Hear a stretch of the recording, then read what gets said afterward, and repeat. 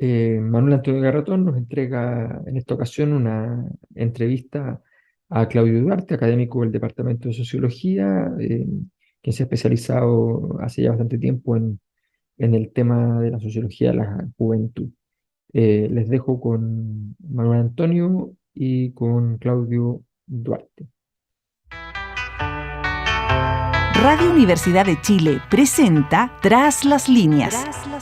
Conversaciones con Manuel Antonio Garretón, Premio Nacional de Humanidades y Ciencias Sociales. Programa producido por el Departamento de Sociología de la Universidad de Chile con el auspicio del Centro de Estudios de Cohesión y Conflicto Social COES y que cuenta con el financiamiento del Fondo de Fomento de Medios de Comunicación Social del Gobierno de Chile y del Consejo Regional.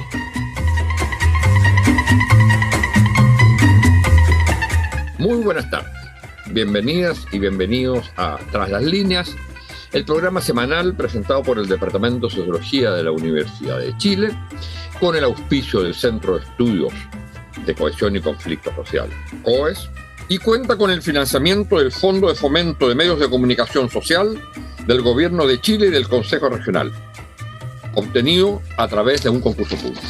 Estamos todas las semanas revisando lo que ocurre en nuestra sociedad, a veces en la humanidad, en nuestras vidas cotidianas.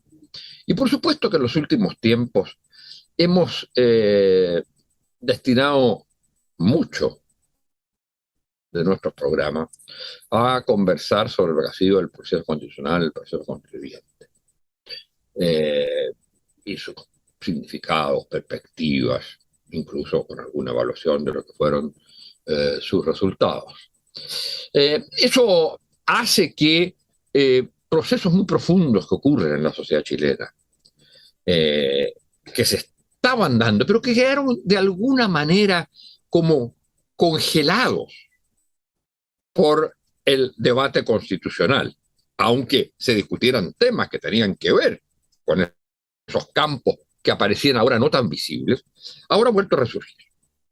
Y es sobre eso que vamos a hablar hoy día. Lo que ha llamado la atención, los temas de la Araucanía estaban siempre presentes, estuvieron siempre presentes incluso durante el proceso constituyente.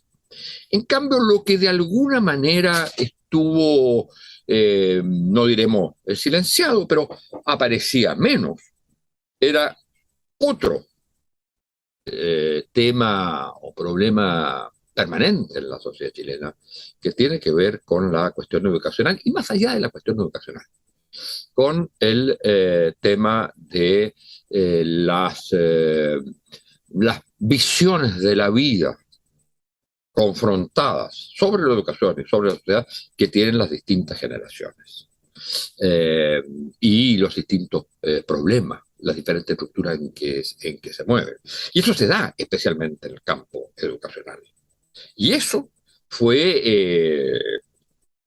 sobresalió en las últimas semanas con las movilizaciones estudiantiles, que por supuesto la idea, la cuestión central fue decir, bueno, se vuelve a lo mismo y claro, hay un trasfondo que tiene que ver básicamente con el reclamo respecto de los movimientos estudiantiles, de las movilizaciones estudiantiles, el reclamo respecto de las condiciones en que se desenvuelve la educación pública.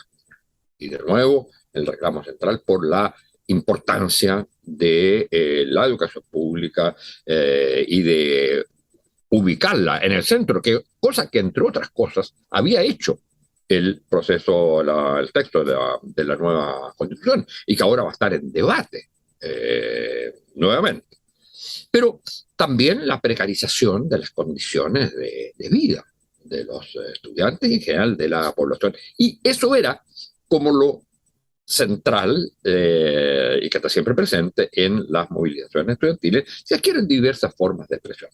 Pero hay algo más profundo, pareciera ser, a juicio de nuestro invitado de hoy, eh, que tiene que ver con el choque, dirán algunos, bloqueo, dirán otros,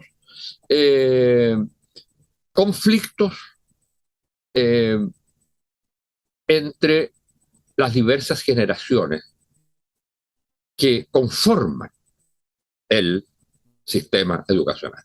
Y básicamente las escuelas, donde en las escuelas se encuentran las distintas generaciones, en que pareciera que las tensiones permanentes, que siempre han existido, sin embargo, hoy día afloran en términos que se transforman en situación o condición estructural que dificulta la relación entre esas generaciones, pero no solo eso, sino también visiones muy diferentes de lo que tiene que ser la educación entre esas distintas generaciones. Bueno, para hablar de eso, tenemos a un investigador, sociólogo, que ha dedicado gran parte de su vida académica al estudio precisamente de la juventud, las nuevas generaciones, esa forma particular de juventud que son los estudiantes, los y las estudiantes, y que ha empezado a desplazar el eje desde, como decíamos, las movilizaciones tradicionales que pueden seguir existiendo, pero de buscarle un sentido diferente que pareciera encontrarse en este desencuentro, bloqueo, ya veremos cómo él lo define, entre las diversas generaciones. Se trata de Claudio Duarte, que es un doctor en sociología de la Universidad Autónoma, que es máster en juventud y sociedad en la Universidad de Girona. Él es sociólogo y educador popular, coordina el núcleo de investigación y acción en juventudes y es integrante del núcleo de investigación en género y sociedad Julieta Kirwood y del núcleo sentipensante de metodologías participativas, todo ello del Departamento de Sociología de la Universidad de Chile. Es uno de los grandes especialistas y no solo investigador, tiene una forma de investigación, un tipo de conformación de núcleos, de centros de investigación, en la cual hay una relación permanente con el objeto-sujeto de la investigación, que en este caso son las juventudes y los estudiantes. Muy bienvenido, Claudio, a este programa. Muchas gracias por estar acá.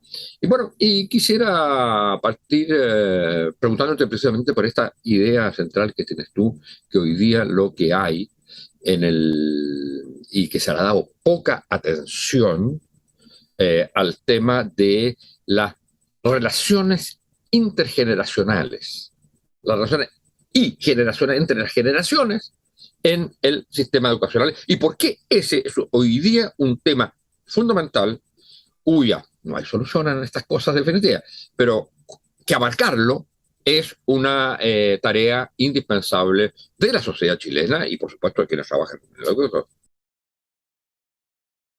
Hola Manuel Antonio, un gusto saludarte. Muchas gracias por la invitación a este espacio de conversación y de reflexión que ya lleva varios años como un aporte del departamento y de la universidad a la conversación pública sobre distintos asuntos. Mira, nosotros lo que hemos venido trabajando en el núcleo que tú mencionaste recién, en el núcleo Juventud desde hace años, es lo que denominamos una perspectiva generacional para leer la sociedad. Tal como existe la perspectiva de clase, la perspectiva de género, la de racialización, la territorial, etc. Desde que nosotros empezamos a trabajar la pregunta crítica por la condición juvenil hacia fines de los 90, mediados de los 90, por ahí, siempre nos fue pareciendo de que había una cuestión que quedaba al debe en el análisis, y es que las jóvenes y los jóvenes no son individuos aislados en la sociedad.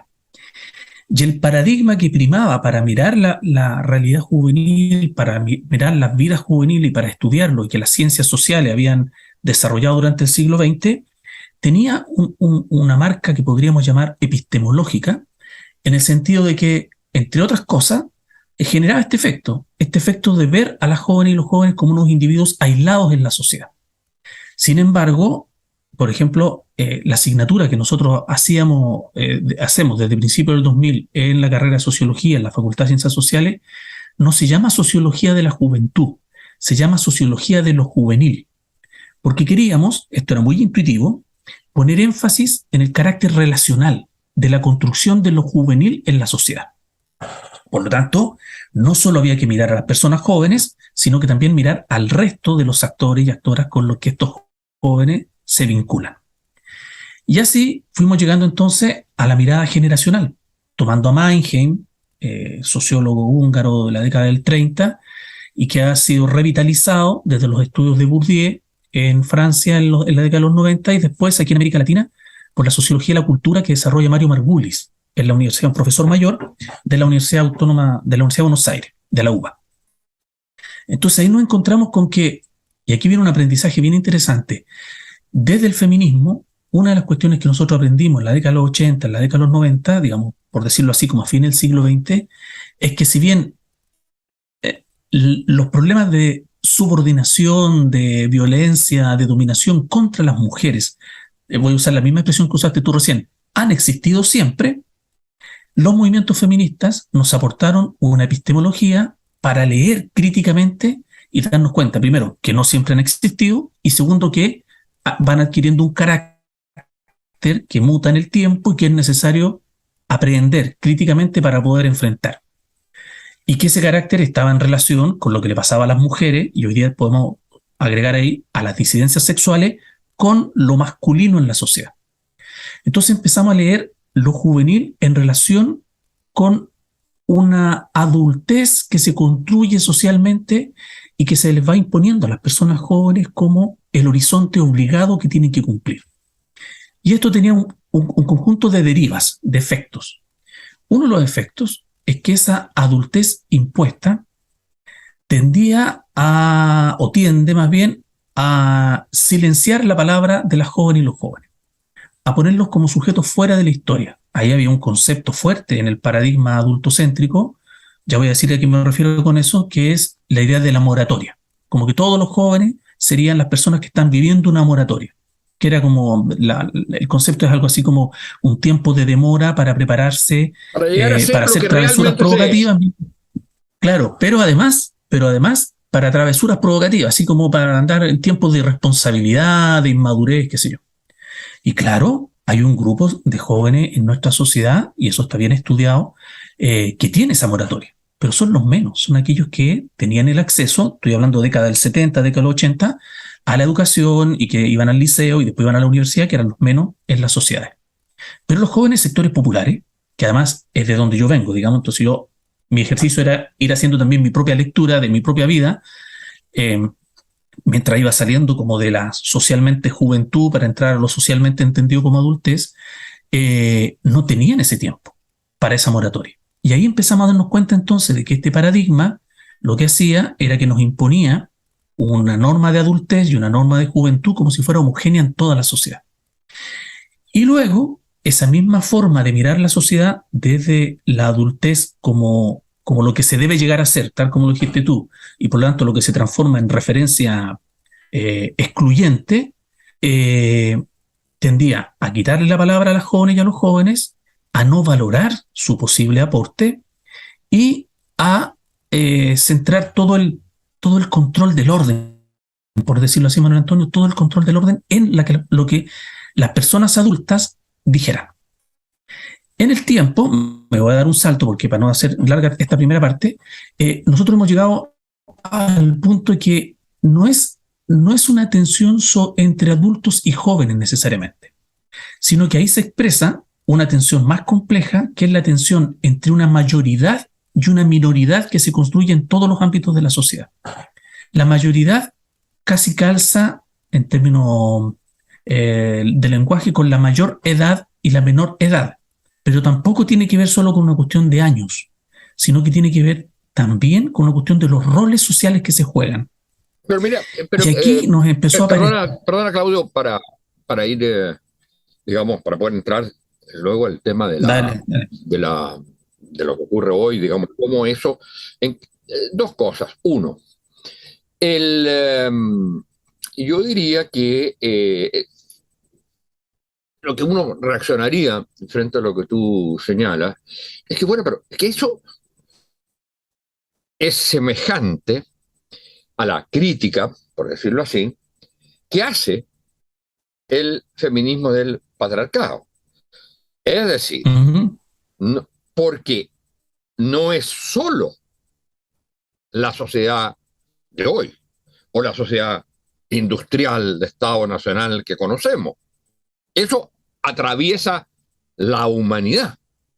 La distinción siempre, desde que existen sociedades o grupos entre los jóvenes y todo, y una construcción que se hace necesariamente, digo, indispensablemente lo tiene que hacer desde los que tienen la capacidad de imponer esa visión, que son los adultos. Entonces, en ese sentido, ¿qué es lo que habría de nuevo al respecto hoy? Y yo creo que eso es muy importante a tenerlo en cuenta. Y lo segundo es, ¿cuál es el efecto que esa visión tiene específicamente en la educación?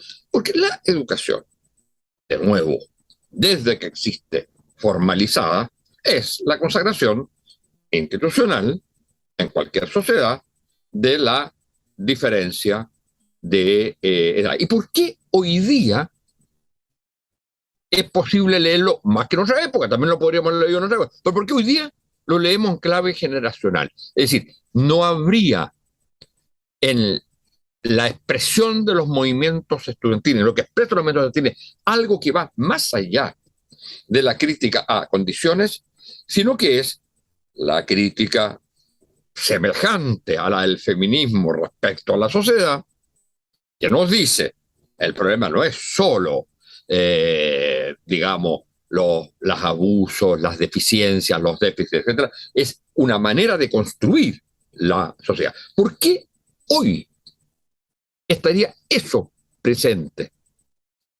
Más que en otras épocas. Digamos, la diferencia generacional en la educación y en la sociedad ha existido siempre. La construcción de lo adulto y lo ha existido siempre. ¿Por qué hoy eso es cuestionado como tal? No tanto en términos de precarización, defensa, digamos, deficiencias, cosas que también es, pero en términos de la naturaleza de la relación. Mira, uno de los aprendizajes que nos ha dejado la investigación que hemos venido haciendo es que de manera similar a la emergencia del patriarcado en los primeros agrupamientos humanos, junto con la emergencia del patriarcado, así como imbricado, se da la emergencia de lo que nosotros llamamos el adultocentrismo. Lo voy a decir rápidamente con una imagen, no es la única, no quiero reducir esto a una imagen, solo a la imagen, pero quiero para graficar para las personas que nos están escuchando viendo. Se ha mostrado la teoría feminista como el rapto de las mujeres como botín, la cosificación de los cuerpos de las mujeres y su capacidad reproductiva es uno de los elementos que muestra la emergencia de un orden patriarcal que se comienza a configurar cuando pasamos del nomadismo al sedentarismo. Bien, pero no se llevaban solo a las mujeres, también se llevaban a los niños y niñas. No sabemos si en ese tiempo había jóvenes. Y ese que se los llevaban, que más adelante iban a poder reproducirse y que los varones iban a poder ser guerreros y ser productores, empieza a mostrarnos también la emergencia de las condiciones para la producción del adultocentrismo, que tal como dices tú, se ha venido reproduciendo, ¿sí? Durante siglos. Luego, ¿por qué hoy día aparece? Porque la pregunta que nosotros hemos haciendo a las y los jóvenes, en primer momento a las y los jóvenes, y después voy a hablarte de los adultos, es ¿por qué ocurre esto? ¿Por qué se da esta cuestión que ustedes plantean como crítica de no ser escuchado, de no ser validado, dicen ellos, de ser ninguneadas en las escuelas, etc.?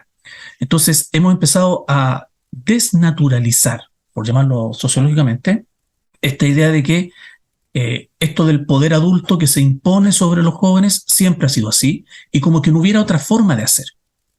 Entonces, esa disputa por la desnaturalización, que para mí es un proceso de historización, ha implicado que estos jóvenes han logrado identificar que el carácter de la relación generacional que se produce en la escuela es lo que hay que poner en discusión. No es negar el rol docente de las personas adultas, no es negar el aporte que las personas adultas tienen que hacer en el proceso educativo, sino más bien plantearse la posibilidad de co-construir el carácter de ese proceso educativo. Co-construir significa entonces que nosotros, quienes jugamos roles adultos, por ejemplo en la escuela, somos docentes, tenemos que modificar nuestra percepción y nuestra significación de quiénes son nuestros estudiantes. Si nosotros seguimos viendo, voy a usar frases que hemos escuchado directamente de los estudiantes, a nuestros estudiantes como vasos vacíos que nosotros tenemos que llenar porque somos los que sabemos, los que tenemos la experiencia, los que tenemos los años, los que estudiamos el doctorado, no sé qué, ellos van a seguir siendo vistos como sujetos pasivos en la sociedad. Y eso es lo que la socialización les entrega, que mientras eres joven, eres una persona que no tiene capacidad de decisión. Pero al mismo tiempo, la sociedad les está diciendo, en el ámbito de lo político, jóvenes, participen, jóvenes, den su opinión, jóvenes, háganse responsables, pero van a la escuela y en la escuela no encuentran instancias para desarrollar eso. En la familia tampoco las encuentran. En el territorio, sabemos muy bien los análisis que hay de la composición de las organizaciones en los territorios están segmentadas generacionalmente. Entonces, hay una demanda juvenil que no ha encontrado todavía, y aquí tenemos nosotros una carencia como cientistas sociales, creo yo, no ha encontrado un discurso teórico que le permita enunciar esto que están señalando y que lo plantean como de manera muy puntual y coyuntural. Pero ha venido apareciendo. Fíjate que el 2006, cuando fue la movilización estudiantil secundaria, lo que la gente llama la Revolución Pingüina, nos encontramos en un par de colegios, uno en Valparaíso y uno en la Florida, aquí en Santiago, lienzos que decían no más adultocentrismo en la escuela. Es lo que nosotros llamamos un bloqueo generacional. Vale decir, un mundo adulto que sigue considerando a sus estudiantes como vasos vacíos, como el futuro, como el mañana y como personas que tienen que obedecer. Pero también nos hemos encontrado en situaciones muy específicas, profesores de aula, profesores que en el aula, profesoras que en el aula intentan modificar la práctica docente que aprendieron en su formación, que han visto en el conjunto e intentan trabajar con los estudiantes y las estudiantes, esto es lo que nos han dicho a nosotros, estos docentes, considerándoles como sujetos y sujetas que en tiempo presente tienen saber, tienen experiencia y pueden traer ese saber y esa experiencia al acto pedagógico. Vale decir, deja de ser unidireccional y empieza a ser una co-construcción. Nos hemos encontrado también... Eso sería para un cierto, ¿o no? Para un cierto nivel generacional, digamos, para una cierta fracción de las generaciones. Es igual. Claro. Digamos, y eso se ubicaría ¿dónde? ¿En la adolescencia, básicamente? O sea, en la educación fundamentalmente secundaria. Lo hemos encontrado más en educación secundaria, porque es donde más nosotros trabajamos como núcleo, donde más estudiamos. No tenemos registro, así como reporte directo de que algo así esté ocurriendo en educación superior. Es posible que exista y yo lo desconozco. Pero ya en educación secundaria, muy de manera muy tenue, estos son balbuceos, para no superficializar el análisis, pero hay docentes que, asumiendo su condición de adultos, de personas adultas, porque esto pasa muchas veces, una imagen, gente que dice, no, yo soy joven, yo soy profe joven, tengo 27 años, pero yo les digo, del momento que usted entra a la escuela, de que usted entra al liceo, es considerada una persona adulta por sus pares y por los estudiantes y las estudiantes. Por lo tanto, lo que no hemos empezado a encontrar son profesores y profesoras que no se ponen en riesgo al acto educativo. Eso es muy importante, porque hay colegas que bloquean eso, que lo rechazan, porque piensan que entonces se va a perder el carácter de la educación. Como que estamos hablando de relaciones de poder, ¿verdad? Entonces, por decirlo de una manera, al ceder poder, como que perderían su autoridad. Y lo que la investigación social nos ha venido mostrando es que cuando se atreven a correr este límite, ganan autoridad. Pero no una autoridad para volverse más autoritarios, sino que ganan en una condición de confianza. Si yo tengo un conocimiento y aporto conocimiento, por lo tanto no soy un vaso vacío, entonces yo creo que se cuestiona y no estoy diciendo que sea bueno o malo, digo, de hecho, no hay que negar que se cuestiona el acto educativo propiamente tal, es decir, porque finalmente ¿En qué termina el acto educativo formal? En una evaluación, en una nota que se pone, que le dice cuánto vale lo que has hecho y cuánto no vale. Y esa nota la pone en ese momento el que tiene el monopolio del conocimiento, del saber, incluso para evaluar si lo que hizo el estudiante fue un nuevo aporte y fue realmente un aporte a conocimiento, pero eso lo hace. Entonces, yo tengo la impresión, y ese aspecto, a mi juicio, en las cosas que he visto, he leído superficialmente, no está suficientemente desarrollado las raíces de eso. Y yo creo que las raíces de eso está todo lo que tú dices, pero va acompañado, yo creo, de una percepción, y por eso no estoy tan convencido que no haya detrás una crítica radical a la escuela como tal. Es decir, aquel aspecto de la escuela en que uno transmite conocimiento. Y vamos a decir, en el mejor de los casos, que incluso acepta, no bloquea la generación de conocimiento, lo que tiene el sujeto educacional joven. Lo incorpora, pero al final hay alguien que dice, esto vale, esto no vale.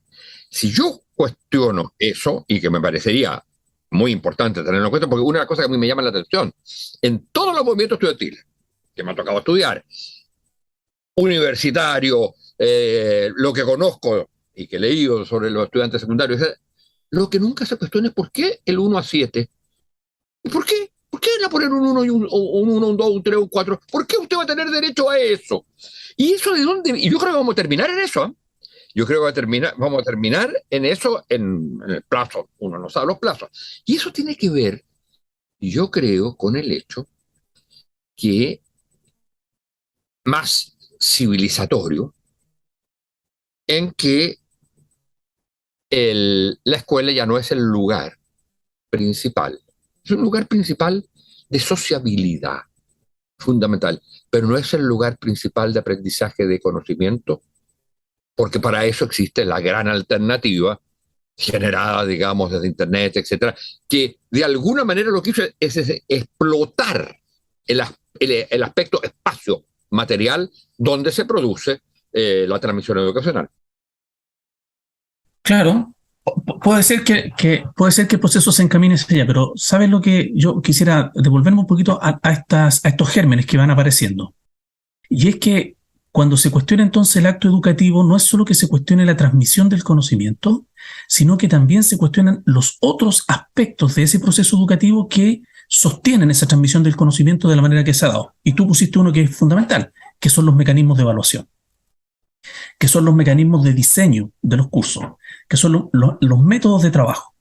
Si esto queda puesto en discusión, entonces nosotros lo que hemos sugerido como estrategia, que es la que hemos ido probando en escuela y en territorio, promoviendo trabajo intergeneracional, es la idea de los diálogos intergeneracionales. Y los diálogos intergeneracionales se sostienen, a nuestro juicio, en el intercambio democrático respetuoso de experiencias. Entonces, puesto desde esa perspectiva, el momento de la evaluación ya no responde necesariamente al modo tradicional donde hay alguien que tiene todo el control de la evaluación, sino que el acto evaluativo se transforma ahora en parte del proceso educativo que es discutido y acordado por el conjunto. Y ahí la palabra del docente tiene un valor similar o lo que nosotros buscamos es proponer una equivalencia social de los roles. Vale decir, es muy importante el rol del docente y es muy importante el rol de estudiantes. Salir de esta lógica de que el rol del docente es el importante y el rol del estudiante siempre es subordinado. Apuntar a la equivalencia social de roles significa, de alguna manera, disputar lo que podríamos llamar la asimetría adultocéntrica, de que la adultez, solo un segundo, de que la adultez es lo que vale y la niñez, lo juvenil o la adultez mayor hoy día serían como sin valor. Entonces, disputar esa asimetría. Desgraciadamente vamos a tener que terminar, pero yo no quisiera terminar sin pedirte una reflexión sobre que va más allá de estas investigaciones y de este tema, a mi juicio, central y bastante original, por usar una palabra, para replantear el tema de relaciones en el sistema educativo. Pero de lo que conoces, lo has podido ver o has podido investigar en este muy poco tiempo, no fue el resultado del plebiscito en el mundo generacional lo que se esperaba. ¿A qué atribuyes tú eso? Yo creo que lo que se esperaba muestra que no conocemos los mundos juveniles. Muestra que suponemos que los jóvenes y las jóvenes están siempre disponibles al cambio, a la transformación. Y no es así. No es así. Nosotros una de las disputas que hemos tenido desde hace ya 20 años es lo que nosotros llamamos desencializar a las personas jóvenes. No es, mira, voy a usar una frase antigua, tú la vas a conocer inmediatamente. No es así que ser joven y ser revolucionario y no ser revolucionario sea una contradicción biológica. No es así. Hay jóvenes que no quieren... Ser joven es propio de izquierda y ahí se es inteligente y cuando ya se es adulto se tiene que ser de centro. Claro, eso no es así. Eso no es así. Hay jóvenes que son conservadores, profundamente conservadores, y son jóvenes. Tenemos que aceptar. Por eso nosotros usamos la noción de juventudes y de mundos juveniles para hablar de la diversidad que existe. Entonces, los analistas, muchas veces, quienes hacen análisis político, sin un conocimiento más cercano de esta diversidad juvenil, le aducen a las personas jóvenes como que todos van a estar por el cambio. Entonces, como era cambio de la Constitución, era como lógico que estuvieran... No. Y en los sectores populares, Manuel Antonio, en los sectores populares de las comunas pobres, hay jóvenes que son conservadores. Hay jóvenes que no quieren el cambio. Hay jóvenes que están en contra de que se legalice el aborto. Por ponerte un ejemplo. No hablo de masividad. Pero sí, entonces eso lo tenemos que desencializar, porque entonces tratamos a los jóvenes en una polaridad. Por una parte son todo el rato vándalos, criminales, irresponsables, marihuaneros, flojos, etcétera, y por otro son los que van a cambiar el mundo por ser jóvenes. No, el sujeto histórico no se mueve así. Se despliega en un conjunto de tensiones y contradicciones. Entonces, yo creo que lo que nos pasó ahí es que leímos mal previo al plebiscito lo que podían ser las personas jóvenes. No conozco, a lo mejor yo estoy desinformado, pero no conozco ninguna encuesta o algún estudio previo que se haya hecho específicamente con jóvenes de 18 a 29 años o 30 años que dijeran que iban a ir a votar y cuál era su percepción. Eso nos daría a nosotros un dato relevante. Las encuestas son amplias, no hacen esta segmentación. Yo creo que así muy en lo puntual que tú me preguntaste, esa sería mi explicación. Yo ¿Sí? lo encuentro muy, muy interesante esa respuesta, porque mi impresión es que se llega actualmente a lo que tú llamarías esencializar casi todas las categorías. No solo la juvenil, mucho más porque tradicionalmente se ha naturalizado y se ha esencializado. Pero mi impresión es que también pasó con la votación del mundo obrero, por ejemplo. Claro. ¿No? En que el mundo obrero terminó votando por Le Pen en un momento y por ciertas formas, digamos, bastante cercanas al fascismo en un momento. No todos, algunos. Pero entonces esta idea del mundo obrero, del mundo juvenil, hay que desestructurarla un poco. Bueno, yo creo que esto ha sido súper, súper interesante. Desgraciadamente, como ocurren estas cosas, el tiempo nos come. Y algunos ya nos come más que a los jóvenes. Pero muchas gracias, Claudio, por esta conversación y espero que volvamos a tenerla. Debo recordar además que Claudio Duarte, como señalé al comienzo, que dirige muchos núcleos de investigaciones juveniles, etcétera, es miembro y yo lo invité en esa calidad hoy día del Laboratorio de Análisis de Coyuntura Social del Departamento de Sociología, que tiene buenas relaciones con precisamente este programa. Muchas gracias, Claudio, y espero que nos veamos. Gracias a ti. Muchas gracias a ti y un saludo a toda la gente que nos está escuchando. Radio Universidad de Chile presentó Tras las Líneas. Conversaciones con Manuel Antonio Garretón, Premio Nacional de Humanidades y Ciencias Sociales. Programa producido por el Departamento de Sociología de la Universidad de Chile con el auspicio del Centro de Estudios de Cohesión y Conflicto Social, COES, y que cuenta con el financiamiento del Fondo de Fomento de Medios de Comunicación Social del Gobierno de Chile y del Consejo Regional.